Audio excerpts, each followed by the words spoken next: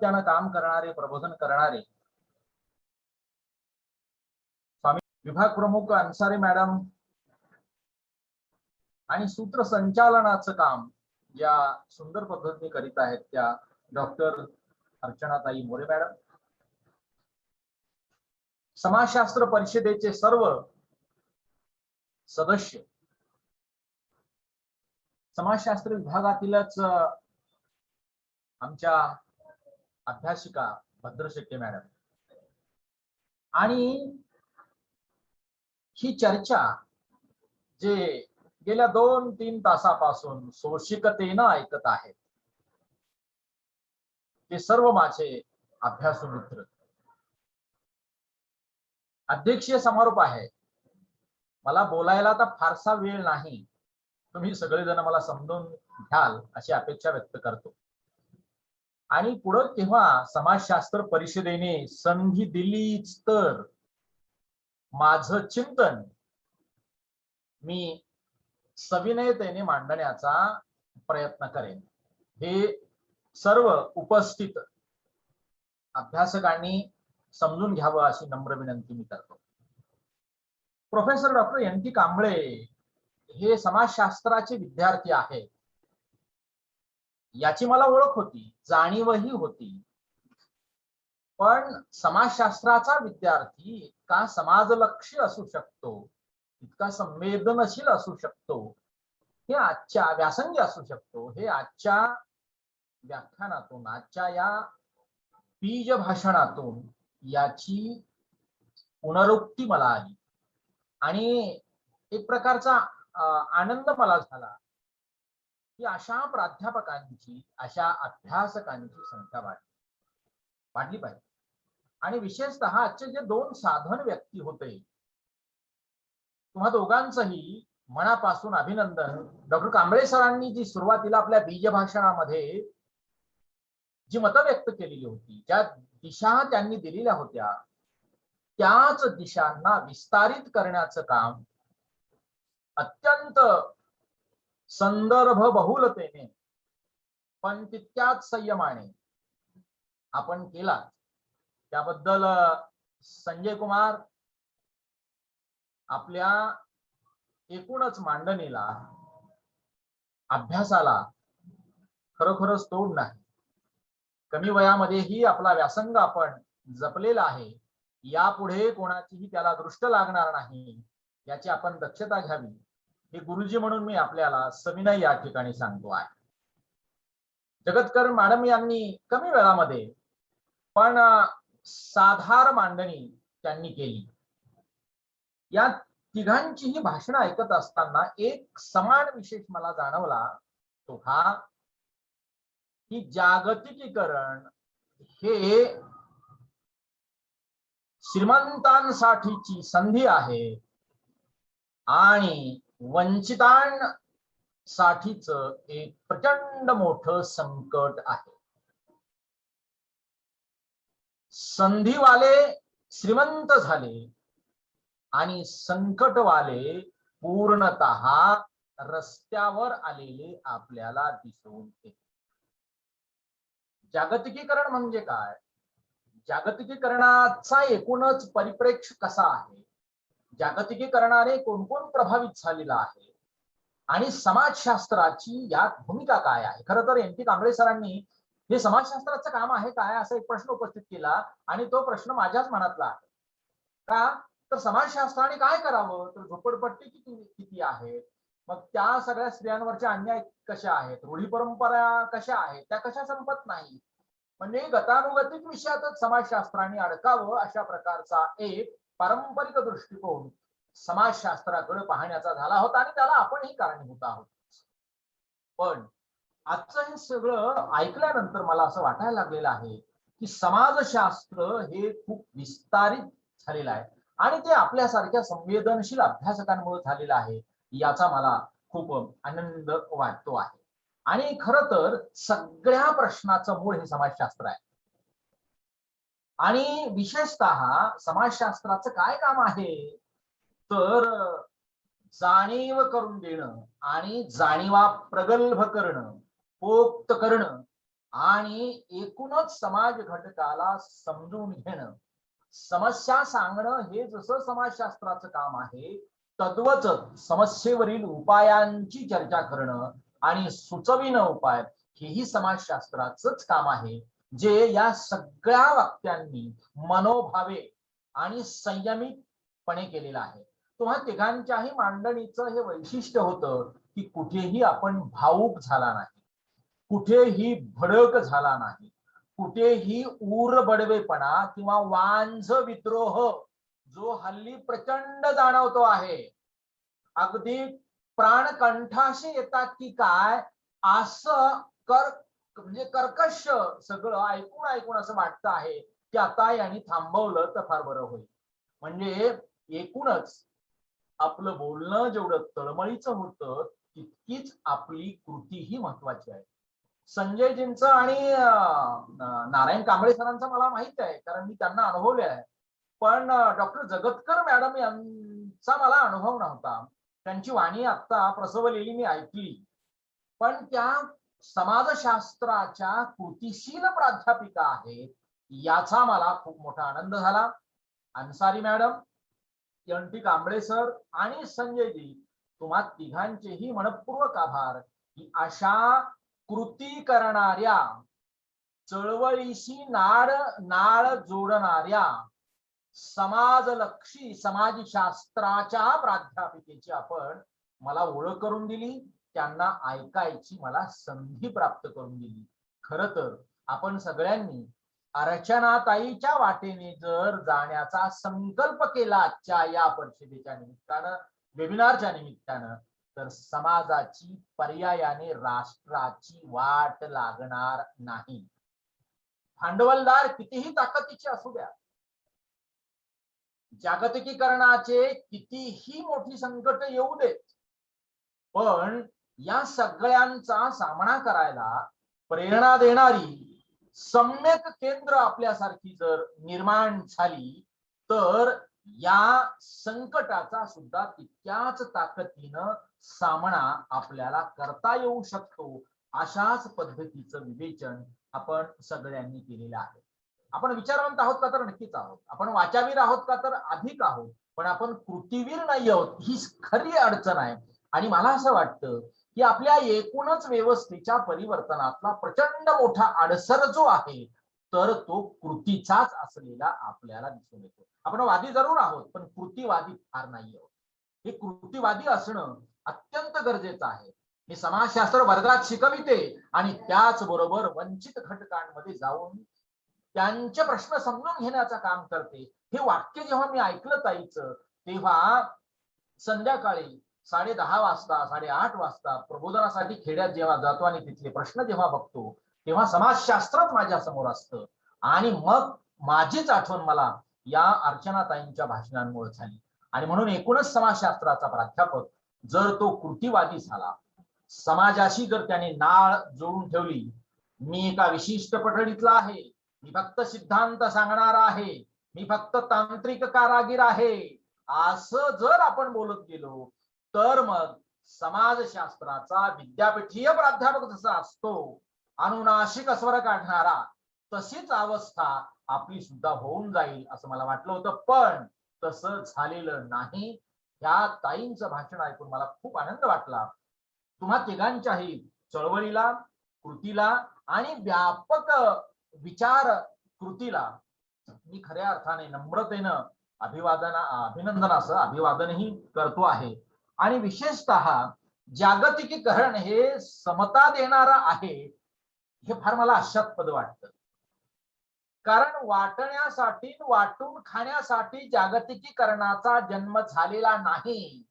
वंचितांची, शोषितांची वाट लावण्यासाठी जागतिकीकरणाचा जन्म झालेला आहे. आणि म्हणून सम्यक परिवर्तन व्हावं, समानता यावी, हे जागतिकीकरणाचं मूळ धोरणच नाहीये.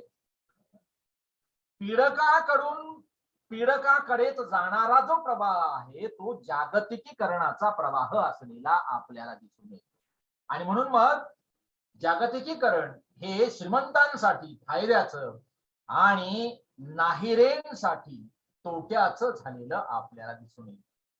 आपल्या जे जे वंचित समाजातून वर आलेले अभ्यासक आहेत, नोकरदार आहेत, ज्याला आपण सुधारलेले असे एका विशिष्ट मर्यादेपर्यंत बोलतो आहोत, अशांनी सुद्धा काहींनी जागतिकीकरणाचं समर्थन केलं. वैचारिक स्वातंत्र्य त्यांना जरूर आहे, पण एकूणच या जागतिकीकरणाचा फार मोठा तोटा गरीब वर्गाला झालेला आपल्याला दिसून येतो आहे. आणि म्हणून मग एन.टी. सरांनी संशोधनाच्या संदर्भातलं मत आपलं व्यक्त केलं. त्याचबरोबर प्राथमिक माध्यमिक शिक्षणाकडेही लक्ष दिलं पाहिजे हाही विचार केला. आणि एका विद्यार्थ्याचा संदर्भ देऊन आत्महत्याच का लोक करतात याविषयीचं संशोधन त्यांनी केलं आणि त्याचा उद्घोषही त्यांनी केलेला आहे. खरं तर आपली संशोधन, आपल्या प्रयोगशाळा, आपली अभ्यास केंद्र ही समाजलक्षी झाली पाहिजे. ती जशी ज्ञानकेंद्रित व्हावी तशीच ती समाज केंद्रित व्हावी, अशा पद्धतीचा विचार या तिन्ही वक्त्यांनी मांडलेला आपल्याला दिसून येतो आहे. आणि मग आत्महत्या करणारी मन का तयार होतात, तर दुर्बल मन नेहमीच मृत्यूला कवटाळीत असतात. सबल मन तयार करण्याचं काम कोणाचं आहे, तर वर्गात समाजशास्त्राच्या प्राध्यापकाने ही प्रेरणा दिली पाहिजे की आत्महत्या करू नको, संकटाच्या छाताडावर तुला थै थै नाचावं लागणार आहे. त्याच्या मनात, त्याच्या मनगटात आणि त्याच्या मेंदूत सम्यक विचाराची, लढण्याची, जिद्दीची, जिगरबाजपणाची आणि जाज्वल्य निष्ठेची पेरणी कोण करतो, तर तो समाजशास्त्राचाच प्राध्यापक नीटपणे करू शकतो. कारण समाजशास्त्राच्या एकूणच प्रकृतीकडे पाहिलं तर घडविणं हा या शास्त्राचा मूळ पाया असलेला आपल्याला दिसून येतो आहे. आणि म्हणून मग मूल्याधिष्ठित समाज निर्माण करणं आणि दृष्टी देणारा, सम्यक दृष्टी देणारा, प्रज्ञाशील करुणेचा उल्लेख संजय कुमारजींनी केला, असा समाज निर्माण करणं हे समाजशास्त्रापुढचं प्रचंड मोठं आव्हान आहे. शिकलेली माणसं सुद्धा 11 माशी आणि 12 माशी असा प्रयोग करतात आणि वास्तवात वागत असताना त्याच वर्तुळात जेव्हा फिरतात आणि मग मी या अमुक प्राध्यापक आहे, तमुक विचारवंत आहे असं जेव्हा म्हणतात, तेव्हा आपण पोटासाठीचा स्वीकारलेला तो पेशा आहे, परिवर्तनासाठीचा नाही, हे प्रकर्षानं अधोरेखित होतं. आणि मग आपलाच पराभव आपणच केलेला आहे हे सिद्धही व्हायला लागतं.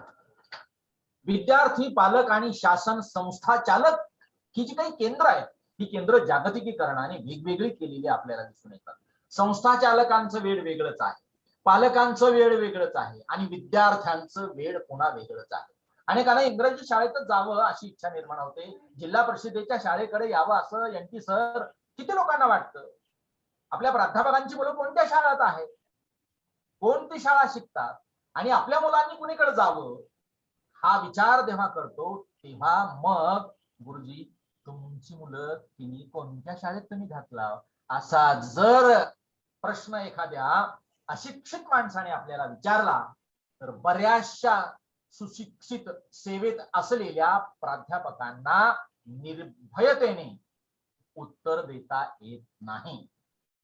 आणि मग ही शोषण केंद्र जिथं आहेत तिथंच आपली मुलं आपण पाठवतो का, तर आपल्याकडे पैसा आहे, आपल्याकडे बाकी सगळं आहे, पण मग या वीटभट्टीवर काम करणाऱ्या आमच्या भगिनींची मुलं कुठे शिकावी, शेतात मजुरी काम करणाऱ्या आमच्या बांधवांची मुलं कुठे शिकावी, त्या जिल्हा परिषदेच्या शाळेमध्ये. मग असा हा सगळा एकूण शोषण केंद्री कार्यक्रम, त्याला सुरुंग लावण्याचं काम समाजशास्त्राच्या तत्वचिंतकांनी जाणीवेनं करावं लागेल.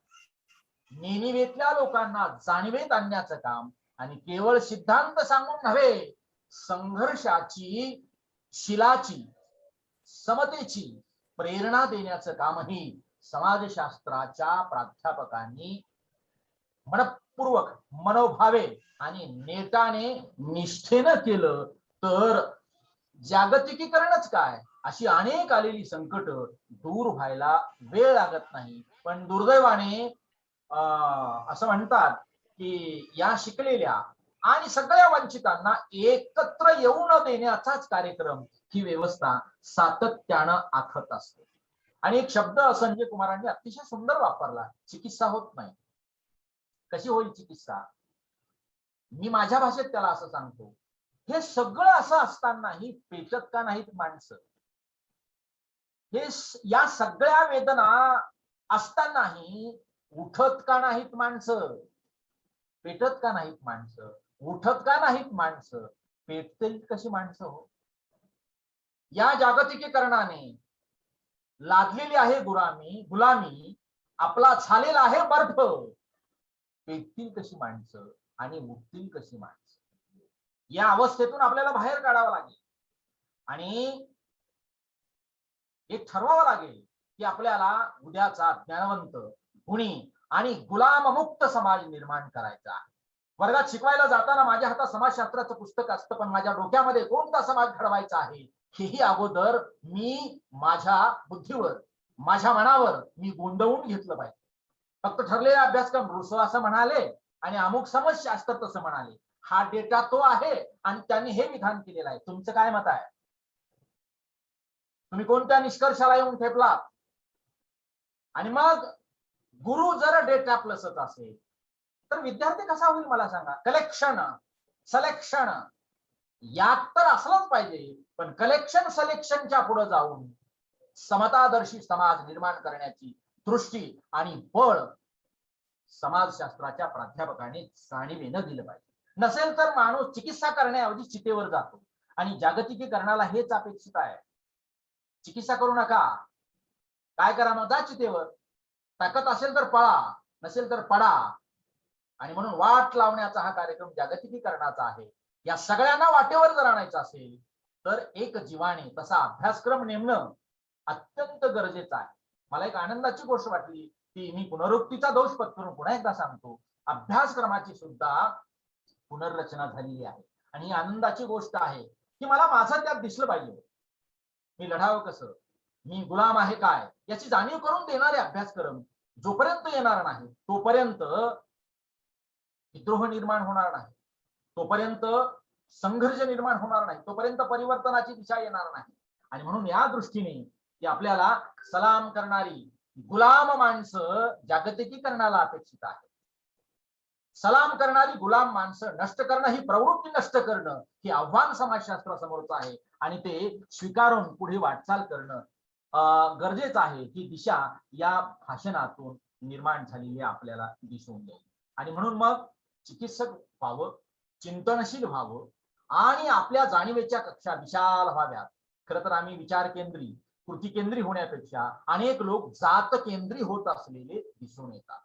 या जात केंद्रीपणाच्या वर्तुळातून बाहेर पडण्याचं काम आणि शासनावरची एकूणच जर सत्ता लक्षात घेतली, जे जे सत्तेत आलेले आहेत त्या लोकांचंही एकूणच राजकारण जातीवर अवलंबून असतं. आणि म्हणून या मर्यादा दाखवून देणं, या सगळ्या जातकेंद्री वर्तुळातून बाहेर पडणं आणि जातीवादी बनण्यापेक्षा नैतिकवादी कसं बनता येईल ही जाणीव सगळ्यांच्या मनात पेरण्याचं काम आपल्याला जाणीवेनं करावं लागणार आहे. तरच उद्याचा समाज हा समतेवर आधारित असलेला समाज असेल. अशा प्रकारची मांडणी या सगळ्यांनी केलेली आपल्याला दिसून येईल. आणि स्त्रिया, त्यांना सुरक्षा पाहिजे. त्याचबरोबर मुलींचं प्रमाण शिक्षणाचं कमी आहे, त्याच्यानंतर अभ्यासक्रम तसा असावा, पाठिंबा मिळावा वगैरे वगैरे. स्त्रियांचं वस्तुकरण कसं झालेलं आहे हेही जगतकर मॅडमांनी आपण सगळ्यांनी मांडलेलं आहे. आणि म्हणून समाजशास्त्राने काही मूलभूत प्रश्न शोधावीत, त्या प्रश्नावरच्या उत्तराकडेही खऱ्या अर्थाने अंगुली निर्देश करावा, उत्तरही सुचवावी. या दृष्टीने आजची ही परिषद, आजचं ही वेबिनार यशस्वी झालेलं आहे असं मला नक्कीच म्हणावं लागेल. कारण सगळ्यांची भाषणं ही कपोल कल्पित नव्हती, केवळ ग्रंथांचे आधार देऊन अमुक तमुक असं म्हणणारी नव्हती, तर ते आधार देत देत साधार मांडणी करीत सिद्धांत सांगत एका वेगळ्या व्यवस्थेचं परिवर्तन करण्यासाठी समाजाने, समाजशास्त्राच्या प्राध्यापकांनी, कार्यकर्त्यांनी, विचारवंतांनी सिद्ध व्हावं याकडे अंगुली निर्देश करणारी होती. आणि म्हणून मग या परिषदेचा अध्यक्षीय समारोप करीत असताना माझ्या समोर तुमचं अभिनंदन करणं हाच एकमेव पर्याय उरतो आणि ते मी मनोभावे अभिनंदन करतो आहे. उदयगिरी महाविद्यालयाने नेहमीच अशा प्रागतिक विचाराचा, सम्यक विचाराचा आणि विशाल जाणीवेचा कार्यकर्ता निर्माण करण्याचा संकल्पच केलेला आहे. उदयगिरी महाविद्यालय हे नुसतं शिक्षणाचं नव्हे तर प्रशिक्षणाचं ऊर्जा केंद्र आहे आणि याचा उल्लेख संजयजींनी आणि एन टी कांबळे सरांनी आदराने केलेला आहे. आणि तीच वाट जी डोळे सरांनी घालून दिली, जी आज सगळे संस्थाचालक त्याच वाटेने जाण्यासाठी आम्हाला प्रेरणा देत आहे, तीच वाट अधिक विस्तारित कशी करता येईल, किंबहुना ही वाट मोडीत निघणार नाही याची डोळ्यात तेल घालून आम्ही दक्षता घेत असतो. कुठे आपल्यामुळे आपल्या महाविद्यालयाला गालबोट लागणार नाही का, समाज आपल्याकडं वेगळ्या नजरेने पाहणार नाही का, याची आम्ही दक्षता घेतो. सातत्यानं आपलं असंच प्रेम आमच्या महाविद्यालयावर ठेवावं अशा प्रकारची अपेक्षा मी व्यक्त करतो. सर्व सहभागी वक्ते, बीजभाषक doctor NT Kamble sir, Sanjayji Kamble sir आणि जगतकर मॅडम, या तिघांनीही अतिशय सुंदर विचार मांडले आणि मला अंतर्मुख केलं. विशेषतः कानाला तृप्त नव्हे, मनाला विचार करायला, मेंदूला विचार करायला भाग पाडणारी भाषणं तुमची मला ऐकता आली, याचा मला खरोखरच पोटात भाकरी नसली तरी आनंद झालेला आहे. कारण भाकरीच्या भुकेपेक्षा विचाराची आणि हात उभा करण्यासाठी असतात, केवळ उगारण्यासाठीच नसतात, ही पुन्हा एकदा पुनरपी जाणीव करून देणारी तुम्हा सगळ्यांची भाषणं होती. म्हणून संजयजी, NT सर आणि अर्चनाताई, तुम्हाला उदयगिरी परिवाराच्या वतीने भावी निरामय जीवनाला मी मनपूर्वक शुभेच्छा देतो. सर्व सहभागी अभ्यासक आणि विचारवंत वक्ते या सर्वांना येणाऱ्या दिवाळीच्या मी उदयगिरी परिवाराच्या वतीने शुभेच्छा देतो आणि माझ्या वाणीला विराम देतो. जय हिंद, जय महाराष्ट्र. धन्यवाद. यानंतर उपस्थितांचे आभार मानतील प्राध्यापक डॉक्टर सुनंदा भद्रशेट्टे मॅडम, सहाय्यक प्राध्यापक समाजशास्त्र विभाग, महाराष्ट्र उदयगिरी महाविद्यालय उदगीर, डॉक्टर भद्रशेट्टे मॅडम.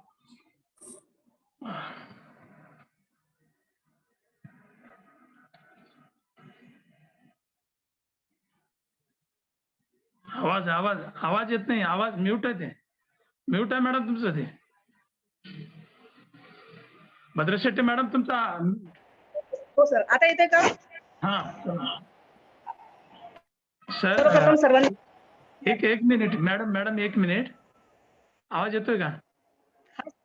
हा, तर मराठी समाजशास्त्र परिषदेच्या वतीनं आजचे जे अध्यक्ष आहेत त्यांचे विशेष आभार आम्ही व्यक्त करतो. कारण का आमच्यातर्फे आमचे जे 2 वक्ते आहेत परिषद महत्वाचे त्याच्यामध्ये, तर महाराष्ट्र उदयगिरी महाविद्यालयाचे उपप्राचार्य डॉक्टर आदरणीय मस्के सरांनी जो अध्यक्षीय समारोप केला आणि आमच्या परिषदेच्या संबंधांनी जी मांडणी केली, विषयाच्या संबंधानं जे अत्यंत महत्वपूर्ण असं भाष्य केलं, त्याबद्दल मी सरांचे मराठी समाजशास्त्र परिषदेचा अध्यक्ष या नात्यानं आपले विशेष आभार मानतो. आणि आपल्या संयोजका म्हणून डॉक्टर अन्सारी मॅडम आणि डॉक्टर भद्रशेट्टे मॅडम तुमचे विशेष आभार मानतो. धन्यवाद. तुम्ही मांडा आता सगळ्यांचा आभार. ठीक आहे सर, धन्यवाद सर. सर्वप्रथम सर्वांना माझा नमस्कार. महाराष्ट्र एज्युकेशन सोसायटीचे महाराष्ट्र उदयगिरी महाविद्यालय उदगीर समाजशास्त्र विभाग व मराठी समाजशास्त्र परिषद यांच्या संयुक्त विद्यमाने आयोजित 1 दिवसीय राष्ट्रीय परिषदेचे अध्यक्ष प्रोफेसर डॉक्टर राजकुमार मस्के सर कार्यक्रमास आज सुट्टीच्या दिवशीही त्यांनी उपस्थित राहून परिषदेचा सार थोडक्यात समर्पक शब्दात मांडण्याचा प्रयत्न केला. त्याबद्दल सरांचे मी आभार मानते. तसेच परिषदेचे सर्व सन्माननीय कार्यकारिणीतले सदस्य, यामध्ये प्राध्यापक डॉक्टर मलवाडे सर, यानंतर प्राध्यापक डॉक्टर श्रीराम खाडे सर, प्राध्यापक स्निग्धा कांबळे, प्राध्यापक राहुल भगत, या सर्वांचे मनपूर्वक आभार. तसेच चर्चासत्राचे प्रमुख पाहुणे म्हणून मराठी समाजशास्त्र परिषदेचे अध्यक्ष तसेच स्वामी रामानंद तीर्थ मराठवाडा विद्यापीठ नांदेड समाजशास्त्र अभ्यास मंडळाचे चेअरमन आदरणीय गुरुवर्य प्राध्यापक डॉक्टर नारायण कांबळे सर यांनी परिषदेला उपस्थित राहून आम्हाला ही परिषद घेण्यासाठी मार्गदर्शन केले. तसेच आपल्या उद्घाटनपर भाषणामध्ये सरांनी समाजशास्त्रचा जो काही विकास झालेला आहे त्याबद्दल आम्हाला सखोल अशी माहिती दिली आणि मराठी समाजशास्त्र परिषदेने मागच्या वर्षापासून किंवा आतापर्यंत जे काही योगदान दिलेलं आहे संशोधन कार्यामध्ये त्या कार्याचाही आढावा घेऊन सर्व सदस्यांना या कार्याचा परिचय दिला. त्याबद्दल मी सरांचे मनातून आभार मानते. तसेच प्रथम साधन व्यक्ती प्राध्यापक संजय कुमार कांबळे, सावित्रीबाई फुले पुणे विद्यापीठ पुणे. आमचे माजी विद्यार्थी. खरंच सरांबद्दल आम्हाला नेहमीच अभिमान वाटतो की सरांचं कुठेही आम्ही ऐकतो तर पूर्ण त्यांचं संशोधनात्मक अभ्यासपूर्ण अशी त्यांची मांडणी ही नेहमीच असते. आपल्या संशोधनाच्या माध्यमातून सरांनी उच्च शिक्षणावर कसे जागतिकीकरणाचे परिणाम होत आहेत याचं वास्तव चित्रण मांडण्याचा प्रयत्न आपल्या संशोधनाच्या माध्यमातून केला. त्याबद्दल मी संजय कुमार कांबळे सरांचे आभार मानते.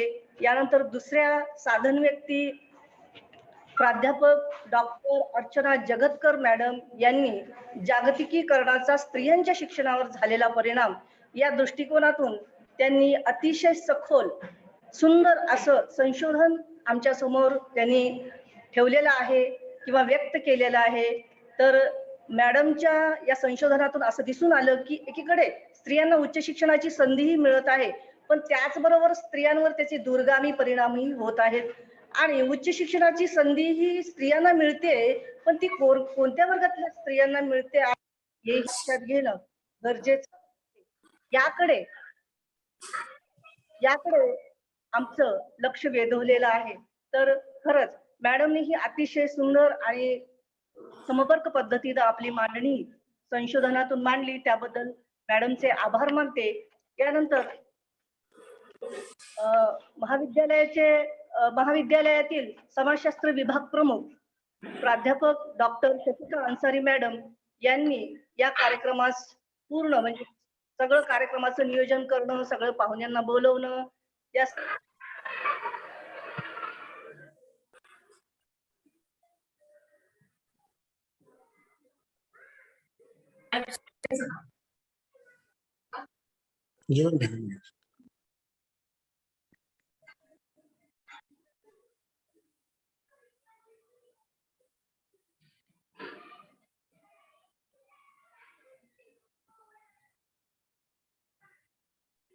आवाज येत नाही सर. आवाज नाही ना. आवाज नाही मॅडम.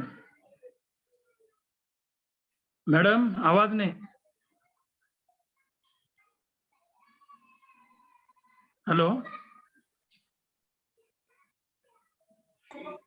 हॅलो मॅडम, आवाज नाही मॅडम.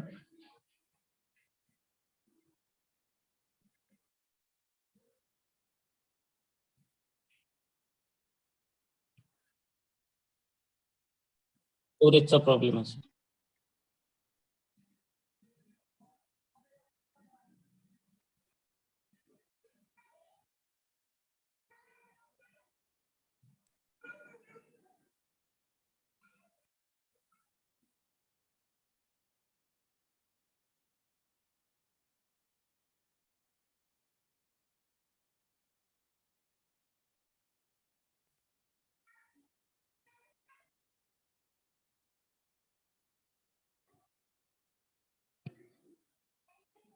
हॅलो